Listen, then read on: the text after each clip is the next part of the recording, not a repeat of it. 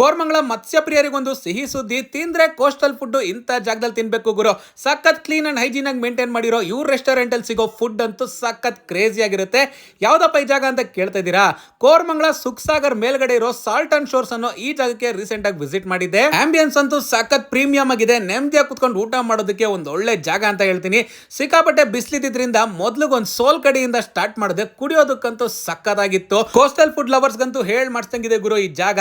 Recent ಆಗಿ open ಮಾಡಿದ್ರು ಕೂಡ ಇಲ್ಲಿನ ಲೋಕಲ್ ಐಟ್ಸ್ ಅಲ್ಲಿ ಸಿಕ್ಕಾಪಟ್ಟೆ ಪಾಪ್ಯುಲರ್ ಆಗಿ ಒಳ್ಳೆ ಹೆಸರು ಕೂಡ ಮಾಡಿದೆ. ನಾವು ಇವರ ಕೆಲವೊಂದು ಸಿಗ್ನೇಚರ್ ಡಿಶ್ ನ ಟ್ರೈ ಮಾಡೋಣ ಅಂತ ಆರ್ಡರ್ ಮಾಡಿದ್ವಿ. ಸೊ ಎಲ್ಲಾ ಫುಡ್ ಐಟಮ್ಸ್ ಟೇಬಲ್ ಮೇಲೆ ಬಂದ ಮೇಲೆ ಮೊದಲು ಟ್ರೈ ಮಾಡಿದೆ ಇವರ ಪ್ರಾನ್ಸ್ ಬಟರ್ ಗಾರ್ಲಿಕ್ ಅಂದ್ಬಿಟ್ಟು. ತಿನ್ನೋದಕ್ಕಂತೂ ಸಖತ್ ಸೈಕ್ ಆಗಿ ಸೂಪರ್ ಆಗಿತ್ತು ಗುರು. ನಿಮ್ಗೆ ಸ್ಕ್ವಿಡ್ ಇಷ್ಟ ಆಯ್ತು ಅಂದ್ರೆ ಸ್ಕ್ವಿಡ್ ಡ್ರಾಬಾ ಫ್ರೈ ನ ಟ್ರೈ ಮಾಡಿ.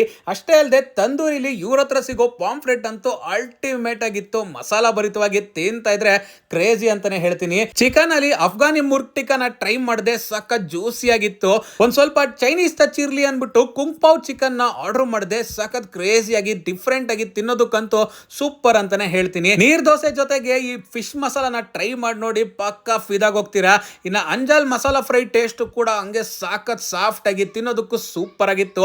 ಕೊನೆಯದಾಗಿ ಇವ್ರ ಹತ್ರ ಸಿಗೋ ಮಿಕ್ಸ್ಡ್ ಸಿಸ್ಬನ್ ಫ್ರೈಡ್ ರೈಸ್ ನ ಮಿಸ್ ಮಾಡದೆ ಟ್ರೈ ಮಾಡಿ, ಸೂಪರ್ ಆಗಿರುತ್ತೆ. ಇನ್ನು ಡೆಸರ್ಟ್ಸ್ ವಿಚಾರಕ್ಕೆ ಬಂದ್ರೆ ರಾಗಿ ಮಂಡಿ ಮತ್ತೆ ಫಿರ್ನಿ ಎರಡು ಕೂಡ ಬಹಳ ಅದ್ಭುತವಾಗಿತ್ತು. ಕೋರ್ಮಂಗ್ಲಾ ಸೈಡ್ ಬಂದ್ರೆ ಸಾಲ್ಟ್ ಅಂಡ್ ಶೋರ್ಸ್ ನ ಮಿಸ್ ಮಾಡದೆ ವಿಸಿಟ್ ಮಾಡಿ.